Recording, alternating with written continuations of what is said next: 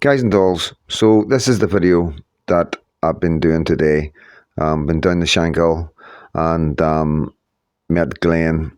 And just to give you a wee bit of background, so yeah, me and Glenn grew up together through the Troubles and went in the Crumlin Road and the Maze, 8 blocks. And yeah, we were on the roof, we were both in the jail when we dug through the walls. Yeah, experienced quite some bad times and some hard times. Um, yeah, so at the end of the day, you know about me, okay, my followers. I know there's a lot of people aren't going to get this because they don't know me and they don't what haven't watched all my videos, and I've talked about all this and the troubles and what it was like and how there's nothing here that's shocking. This is the life of the Protestant side of the troubles, and the result and the consequences. And at the end of the day, it's real life, and it is what it is. And I've touched on the far right stuff as well, and how the BNP and the National Front came into our areas, and how they took advantage of some of our lads. You know what I mean? And some guys did get caught up in it, like Glenn, and because of he didn't agree with what was going on. This has been going on for 15 years in England. You got to understand, these young men growing up are unionists. They pay close attention to the United Kingdom, especially England, and that's the rhetoric. You got to understand that is the rhetoric of these young men as they grow up in the adulthood, etc., etc. And there's a lot of bad stuff happened. Okay, there is a lot of bad stuff happened, and my heart goes out to any victims and relatives of victims. And at the end of the day, we're not minimising anything here. What Glenn, he got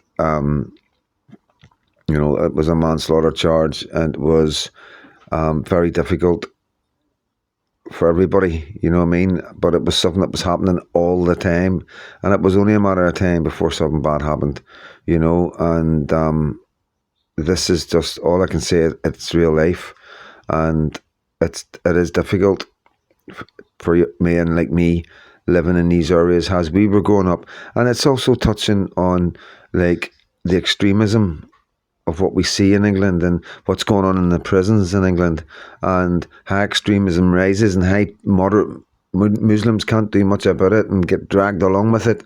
And it's like that. It's been like that in the Republican communities and loyalist communities, you know what I mean? So this is an insight to one of our communities, Shankill Road. And, like I say, I'm not doing nothing that the other side aren't doing. And when I say the other side, there is two sides here, and like I say, we are trying to break down divisions and all the rest of it. But the truth is, it's going to be hard, and I need to bring that to you as well. I need you to see the challenges that we have in Northern Ireland. But the thing is what's in the past should stay in the past, and let us work with our community and change things, change the rhetoric. But we also need the government to change the rhetoric. We need the media to change the rhetoric. We're sick of the far right thing. We're sick of them always trying to find somebody to push out the far right. At the end of the day, it's time to shut up about the far right. Time to stop coming down on people with free speech. People are allowed an opinion. Okay, that you're allowed an opinion, no matter what. You're allowed an opinion as long as you're not hurting anybody and you're not spreading anything. It's hateful. There's a difference between hateful and factual. You understand? Things are going on in this country and other countries around the world that are being kept quiet, and that's everything like that concerns us. So it's, just because you got a wee bit of intelligence and you work things out and you're logical, and we've all got mental health stuff, what I mean, and we all deal with things differently, but it gives us skills. It gives us all skills. And at the end of the day, Glenn has an amazing memory, always has had a photographic memory since I've known him, you know what I mean? One of the most intelligent guys I know, You know, if he hadn't, like I say, if these men, if they hadn't been brought up anywhere else anywhere else but Belfast, they would never have seen the inside of a cell. And God knows what he could have become, because he's got a memory like a computer. And yeah, he could. He is an amazing young man, and like I say, we forgive a lot, but sometimes some people have a problem forgiving us, and that's what I'm trying to raise here, an awareness that, you know, we need to get this sorted, you know, properly, you know, and yeah. So here we go. So it's going to be a long wee video. There's 2 parts we done, one on the Shankill. I did try to do one walking up the Shankill, right up in the middle of the Shankill with all the flags and everything, but all the horns were getting tooted. People were, be honest with you, I got so much love. And I want to say a personal thank you to everybody in the Shankill Road that came up to speak to me and say hello, Freedom Dad, and give me encouragement and tooted the horn and shouted at the windows. I was blown away by the amount of support on the Shankill. And, you know, yeah, and when you're walking with Glen Kane as well, everybody knows Glen Kane. So the bottom line is, guys, this is our life. This is real life. And, you know, I'm Freedom Dad, and that's what I do. It's what's in my head, you know. So enjoy. I'm on the Shankill Road with Glen Kane. He's a really well-known guy. Comes from the Shankill, like me, young loyalist. I come from South Belfast. I say South Belfast was bigger and badder. You disagree with that? I'd always say the Shankill was the heartland of the loyalists, like, cause that's where most of the best operations came from, was the loyalist Shankill Road, Belfast. So, as you know, we are young guys who grew up in loyalist areas in Belfast, one from the south and one from the Shankill. So, Glenn, tell my community what it was like as a young man growing up in the Shankill. When I was a young kid growing up in the Shankill Road, I would hear bombs going off, shootings, things like that, and I remember watching the rats in the Shankill Road, hundreds of like loyalists, like ratting with. How old were you then? Well, I was about 8 years of age, because I lived in James Street in the Shankill Road. I lived directly behind UDA C Company headquarters, and I used to stand around the corner at day and watch, like, sort of rats in the road, things like that and all. Yeah, it's exactly the same as me. That's what we grew up with: the petrol bombs, the street lights being out, and then we had the bonfires and celebrations of the 12th every year, and the murals. It was Shankill Road's always known for its murals, eh? Yes, the Shankill Road was pretty good with loyalist murals. You got good murals in the Shankill Road, UDA murals, and you got UVF good murals, plus Red Hand Commando as well, good loyalist murals in the Shankill. It's really brilliant. Yeah, so that's what we grew up with. What about flags? Was there many flags in the Shankill? Well, Union Jacks, Red Hand Ulsters. The Shankill Road was always done up with Union Jacks and Ulster flags, things like that. Multi flags as well. And UVF and UDA flags, and Red Hand Commando, Ulsters, really brilliant. Like. Yeah, that's what we know. Flags everywhere, and all our bars were decked out with flags, and that was our life, you know. And you know, as you know, I've spoke about the problems at the intersections between the Catholic Protestant areas, and as you know, I've told you about the times I've been caught going over the bridge from South Belfast into East Belfast, and the beatings that I've taken. And I was beat unconscious one time, and I just remember a guy stopping in a car and his foot going on the ground, and that was the last thing I remember. And then I told you about the time when they tried to throw me into the lagging and they were jumping on my arms and stuff. This is the kind of things that we were dealing with on both sides of the community. So this is the difficult part. So it is, you know, me and Glenn were both we were in the Crumlin Rollers Loyalist prisoners. We were on the roof together. We went dug through the walls together. I've told you all about that. And, you know, maybe another time Glenn will go into more detail. But Glenn was in prison. I'm going to let Glenn tell you what happened. What it was on 5th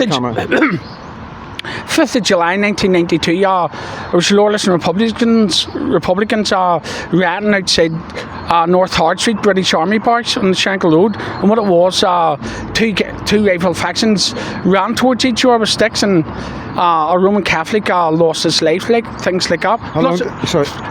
Plus it was also said in the court by the police and the British soldiers. They said in the courtroom it was two rival factions. They battle charged each other. So how long did you receive for that? Well, I got 9 years. A 9-year sentence. I was supposed to do 6 years in prison, so 50% came in, and they done 4.5. in prison altogether. I've done 2 years in remand up in Crumlin Jail and 2.5 years in the loyalist wings. It's a very, very difficult subject, but like I say, as we move forward, we need to talk about these things. And there's a lot of things guys have done in the past. There's a lot of good guys have done bad things, and it doesn't mean that they're bad. How do you feel about that today, mate? I'm just glad it's all over, all the shooting and bombing, things like that. It means I can go into town, all things like that. Can you really go into town? Well, to tell you the truth, I still get demonised going into town. There's dissident Republicans who would pump their horns on me in Shankill Road. Shout abuse at you and stuff. So you're very well known in Belfast. Professional area. Once in LA, once would pump their horn at me, things like that. And like I say, because we come from predominantly loyalist areas, and that's what we've been brought up. It's our life, the murals, everything is what we've been grew up with, and we are where we are today. We're in peace. You know what I mean? And like I say, it is a very difficult subject. But the reason why, one of the reasons why Glenn wanted to talk about this, as the two of us wanted to talk about this and bring it to you as well. And this is directed at the community leaders in Northern Ireland. There's a lot of trouble in the intersections right now, and it's only a matter of time before something like what happened with yourself will happen again on either side. Because I nearly got killed, I nearly got unalived a couple of times, and there has been other tragedies like that, and there's been people with brain damage and all the rest of it on both sides, you know what I mean? So what's your message to the community right now who are causing fractions, and they're going in stealing flags, they're painting bombing murals? We've got young loyalists and young Protestants going out and fighting with these guys. What's your message, mate? I do like to see any trouble now. I like to see police, but I do like Republicans going around attacking murals and attacking things like that. And in its defence, because we're not going in there and attacking their murals, So, I'm not going to go on about it. This is the life of Northern Ireland, young men who we grew up in Northern Ireland, and it's very important that we look at all aspects of it as we go forward, because we've got something bigger coming. We've got something really big coming. So, what I'm going to ask you now, Glenn, is, you've been brought up in this lifestyle in Northern Ireland as a unionist, a loyalist, a Protestant, the Union Jacks, the Red Hand, the Ulsters, and I've spoke about stuff in the past and how far right groups would come in and try and infiltrate us when we were younger, and I've explained all this. The Unionists, we were prime targets for these guys, especially when we were young. But What happens is we were just unionists, we love our flags, but we're getting painted with this far right. We've always been painted with far right. The Republicans have always been able to go along with the media and other sources to call us far right. So there was a demo. You got arrested because you went to a demo. Can you tell us what happened? What demo was it? Why you were there? And then tell us what happened after it. Well, I was a demonstration down the town. What it was, there were 6 school children murdered over in Southport, and so people had a rally downtown to complain about mass immigration, because these people's coming in, mostly men of military fighting AIDS groups, things like that. Yeah, so you're watching England, you're seeing exactly what's going on in England with the government gangs and everything, and it's worrying you. Are you a father? Yes, I'm a father. I've got a daughter, 6 years of age, and I just went down as a concerned fella. Things That's what I was going to say. Did you go down as a loyalist, a Protestant, or a concerned parent?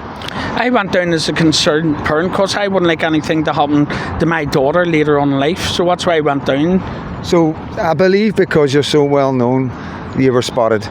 Yes, it's because I was in prison. I got jailed in 1992. I was put across as a murder, then was dropped a manslaughter. Plus I got out, and also I became an activist in the British National Party, BNP, and I've been demonised ever since this. So, and that's just what we were brought up with. This was our life. But as you went forward, that's your past, isn't it? Yes, that's my past and all things like that. But so what did the police? So what happened? Tell them what happened after the demo. Explain to them what happened. You got your house raided. Try and paint a picture of what that was like. Who the police were involved. What they done when they came in, and what they were looking for, and what you had. Well, my picture was in front of Pumas saying sectarian killer Glenn Keane, that brought my my BNP pass, things like that. So was this in the papers before the police came to your door? Yes, it was in the Sunday newspapers and all. And what it was, the police arrested me a few weeks later. They searched my house and they got loyalist regalia. Every loyalist paramilitary you can think of in Northern Ireland, they got at my house. They got BNP memorabilia, and they got Britain First memorabilia, and they got Enoch Powell was right badges in my house. And about Ulster's immigration crisis. But the police charged me with them, but it was a Protestant pastor that wrote them books. It doesn't say anywhere in them books to kill Muslims. It just says about Islamic State chopping people's heads off, and about the Twin Towers bombing, the 2 jets crashing in, things like that. But I believe this is a trumped up charge, and a lot of people says this is a political prosecution because it's me. But So what I want to add in here, like, I'm just going to say this: he wants the memorabilia back. At the end of the day, it's memorabilia. You know, this is our past. And like I say in my videos, when I'm addressing Catholics and the Republicans, the Republican Ireland guys, we're not asking anybody to give up anything. You know, we need to remember our past. We need to remember our dead. We need to remember what we went through. We've lost friends, people that were close to us on both sides. You know what I mean? And at the end of the day, is it far right to be concerned about Islam? Is it far right to listen to men that spoke many years ago, like Enoch Powell, who warned us with the speech that he gave of the rivers of blood? Now, whether you like it or whether you don't like it, when we look at them words from then and we look at our lands today, especially England, then you've got to understand, guys like us one day maybe will be held up on a pedestal and not victimised. So, how many police came to your door, and what was it? Was it a police car? So what it was, I got phone calls. So I came to the house and there was six police jeeps and 1 paramilitary crime task force. So 6 Land Rovers, like the big, the ones that they use in the rats. Yes, 6 police Land Rovers and a big white paramilitary crime task force. 4 transit vans at my door, and there's about 25 to 30 police officers, and these weren't ordinary police officers. These were tactical support group, which is anti-terrorist police force, came to my house. And this is because your rhetoric towards Islam and what you're seeing in England and stuff like that, and whatever else, like with the BNP and the memorability, whether it was like UVF berries, badges, whatever, paintings, whatever it was, it doesn't matter. It doesn't make a difference. It's in the past. These organisations are at ceasefire. They've a complete cessation of all violence. You know, there is no paramilitaries anymore. And if we want to remember what we had and what our past was in a peaceful way, because maybe that's how we deal with it. Maybe that's how we deal with the PTSD and the trauma that we went through as young men. You know, going to into these areas and at the fronts where the Catholics and the Protestant communities meet, then that's what we went through. We dealt with that on both sides, and it was widespread, you know. And this is the life. As I'm trying to say, this is real life. You know, this is real life. So they come into your house, loads of Land Rovers, big massive scene about it, as if you were like one of the top terrorists in Belfast. Yes, yes. So they got every loyalist paramilitary gear in Northern Ireland they could get in BNP Britain First. Because you weren't actually focused on one paramilitary. You liked them all. You know, you supported them all. You want to remember them all, and there's nothing like that. We've just had a statue of Bobby Sands go up in West Belfast, you know what I mean, and there's other things I could bring out. It just seems to be directed at our community, that we've got to forget what we went through, and dare we ever raise any questions or ever go to any demos, because they're going to go, oh look, there's an ex-loyalist, he's far right. So tell me, they've come in, you went to the police station. Now we can't say too much. We've got to remember these are little allegations, just, you know what I mean. So when's your next court date? Well, my court trial starts on the 23rd of June here. I was told that my trial on that day on the 23rd of June could take a few hours, probably half a day to things like that, by the time they bring things out, like. Yeah, so I'm going to be there, and I'm going to be there to support him. Not just because he needs support, but he also needs protection, you know, because he's well known, and what the police have done is brought up the past, right? Brought all this nonsense out, you know what I mean? Because he like me, concerned parent. You see my videos, you know, maybe Glenn can't bring it to video, you know, but he still researches it and looks into it, and he's concerned for his children. And like I say, it should be the same for both. You know what I mean? Have you spotted any? Do you know of any Republicans, ex-IRA men that are at the other demo for the Palestinians? So I was watching the Palestinian demonstration the other week. I watched it. It was on. Don't say any names, but we can't say any names. Yes. So I think was there IRA men there? Yes, there was professional IRA men there, and there was one of them who's the present professional IRA chief of staff. He was at it, and when I was down at the rally, which police arrested me for, was professional IRA members at it, and there was dissident INLA members, things like that. Do you think if the police went through their doors, do you think they would find memorabilia? I'm sure they would find professional IRA memorabilia. They would get dissident INLA memorabilia, things like that. But I'm no different. But why would they not label them for it? Is it just because we're unionists and with Union Jacks and all that? Can you see what I'm saying? The BNT, but I'm not even going to go argue about BNP because at the end of the day, I had Tony Martin, the leader of the National Front, on to understand the rhetoric of the no whites allowed and all that. And you can watch that on my channel. It's on a live. So if you go to my live, you can see it'll say Tony Martin. Very interesting interview. And like I say, whenever Stormer was calling us all far right and came over called us all racist, then I had to investigate and find out who the far right. And I can assure you, this man isn't far right.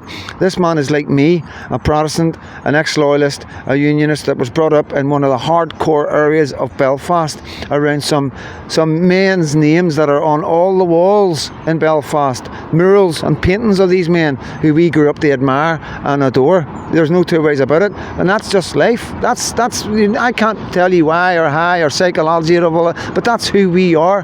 But at the end of the day, there's a problem. We've got a big problem coming. We've got open borders. We've got Islam seeming to be taking a lot of power in England. No investigations for the grooming gangs. Decorations going up for Eid. Britain was the only country in the world to put decorations up for Eid. We have the King going into bringing them into Windsor Palace and letting them celebrate Eid there. So it is concerning. We're a Christian country, and we want to remain a Christian country, don't we? Yes, we want to remain a Christian country. We wouldn't like to be overrun and taken with Islamic no laws. Because we know, at the end of the day, we know what happens. We know that the Sharia law, we know that we can't walk our dogs, we know we've got to change the way we slaughter our animals, and we understand that then we start losing Christianity in our schools because they don't want to offend Islam. But my message is, if why come to a country and want to change the people of the country? Why not go to a country that accepts and welcomes your religion and lets you perform all these traditions and cultures that you have, rather than coming into our country where we've already got our own problems? We're still reeling from the troubles. We've still got young men struggling that were born from loyalist and Republican families that dealt with stuff going through life, and it's not being racist. There's nothing far right about this. We've got the evidence of what's going on in Ireland. We've got the evidence of what's going on in England. And any man, logical man like Glenn, can see what's coming. And all right, maybe we go at it a wee bit differently and a lot. Maybe we say things that a lot of people won't say. But it's just because where we come from.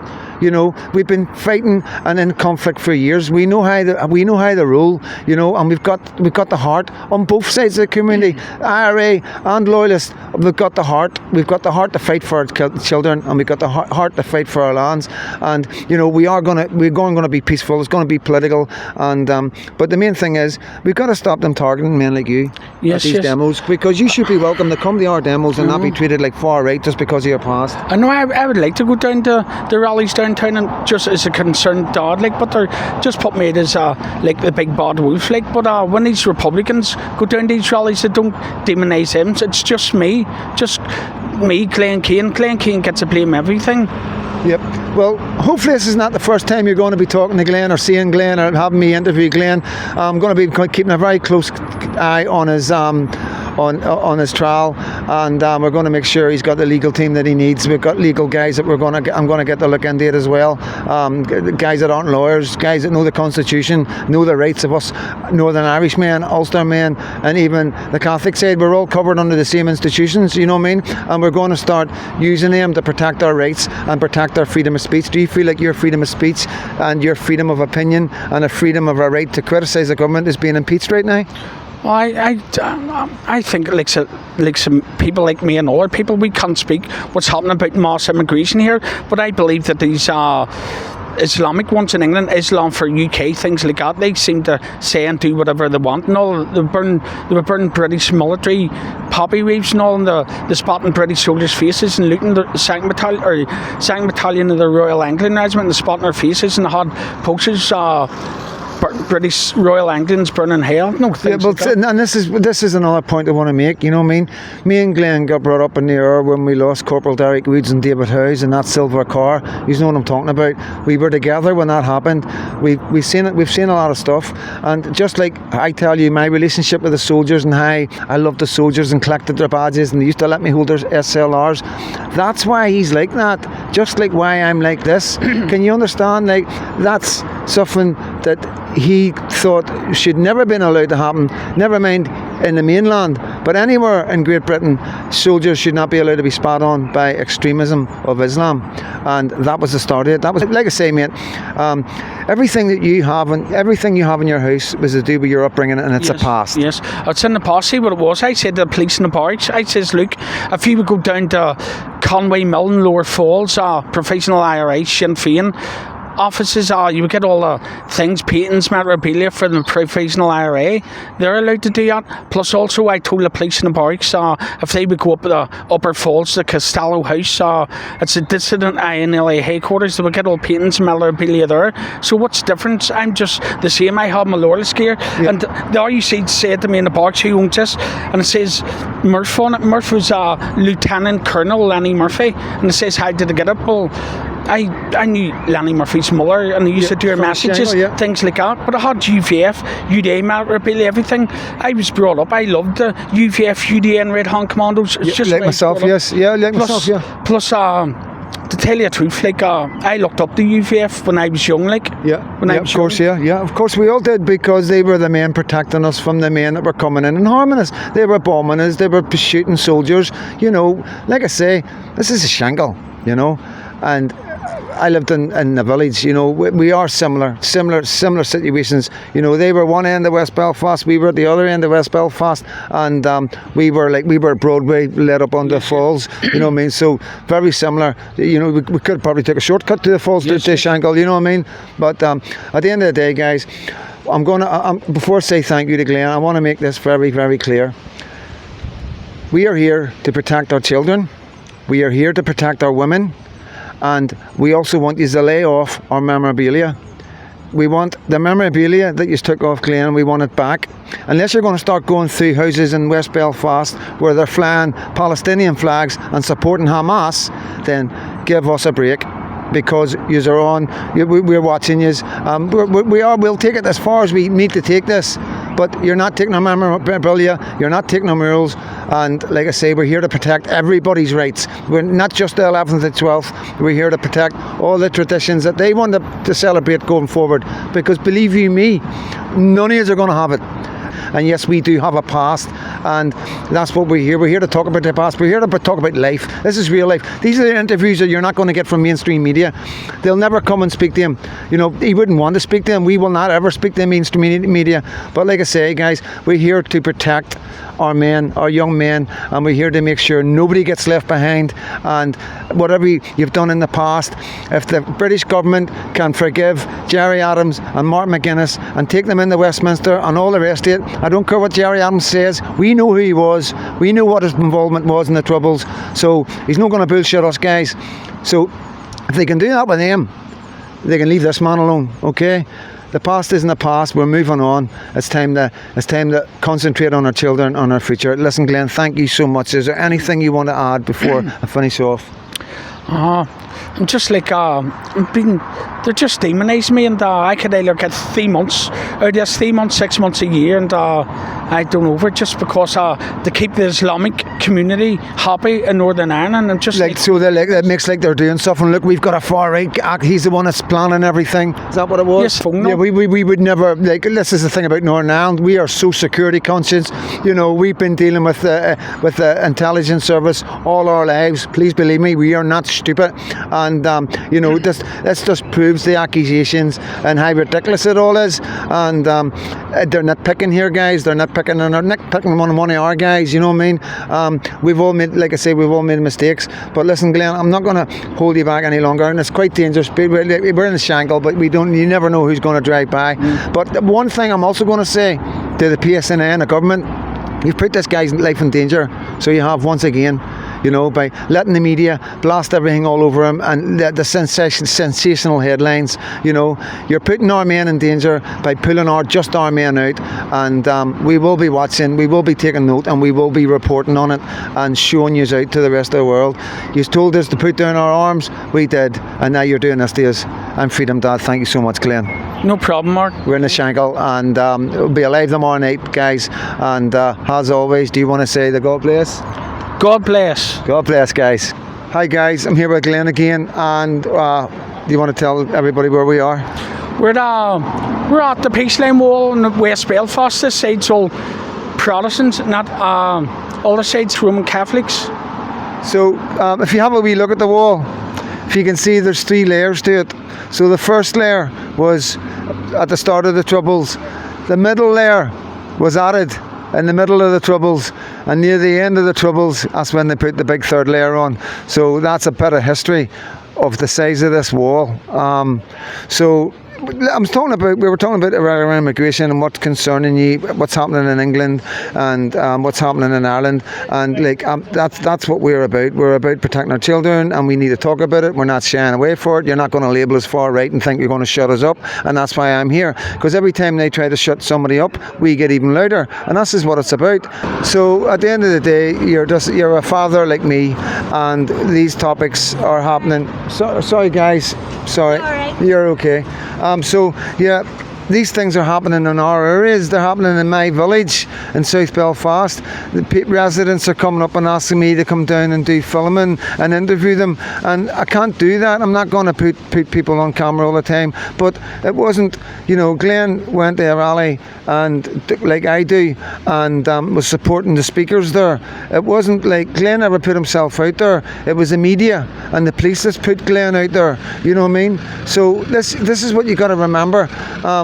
You know, we're not going to let anybody be victimised in our country because of what's happened in the past, you know what I mean, when it seems to be a different thing going on elsewhere. And as far as like being anti-immigration because there's no NHS, like I was talking to somebody today, right, a good close friend of mine, her mum got taken into hospital, and she was just saying to me, yeah, she's in the ambulance, she'll probably be there for a few hours, and I'm like, what, in the ambulance? She goes, there's a queue of ambulances outside the Ulster Hospital. You can be in an ambulance for 8 hours. You can be in this is facts, guys, you know what I mean? This is from the horse's mouth. You can be in an ambulance for 8 hours outside the NHS or Ulster Hospital waiting to get seen.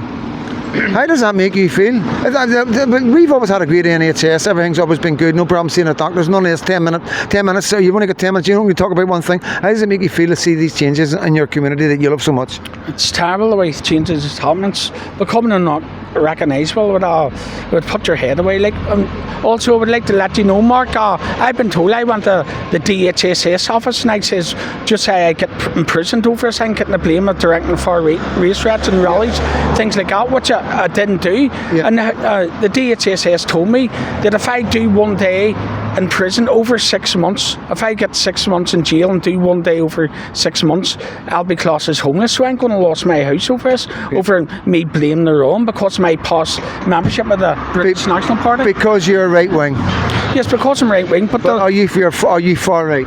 No, I'm not far right. I'm just. Are you a racist? No, I'm not a racist. So you got to understand this. This is the far right, Glenn Kane. Telling you, he's not far right. He's not racist. It's okay to have these concerns. We need to stop allowing people to label everybody and anybody and picking out people like Glenn because he's known and well known and putting them all over the headlines to make it out that there is some sort of far right thing going on, because that kind of rhetoric damages everybody. This is the life we live. This is the world we live in. You know, it's democracy. It's having the right to vote for whoever you want. You know what I mean? And at the end of the day, nobody's got any right to tell anybody what politics they can have. So I just want to finish off. Thank you for bringing, if you show them the wall again, to the peace wall. that we call the peace wall now that divides our communities. And that's where we are in Northern Ireland. Thank you so much, Glenn. And I'm going to come and do some more stuff with you, and I'm going to be at your court case, and I'm going to support you, mate. Yes, it's on the 23rd of June and things like that. So I've been told by friends and other people, I worry for myself and my family, plus my other friends and all, in case I go into prison I could get stabbed with Muslim extremists, because there's these Muslim extremists in different parts of prisons in the UK, England, Scotland, Wales. They've targeted white people and they've stabbed them, things like that. So can I just cut in? Why would you not go into the paramilitary wing? Well, I don't know what'll happen. I'm not a member of any paramilitary grouping, like, but I was claimed onto a loyalist paramilitary wings back in the day when the war was on, but things because like that, it would have been too dangerous for you to go anywhere else. Yes. So the whole rhetoric that the media put out about some of us young boys that live in loyalist areas is far from the truth.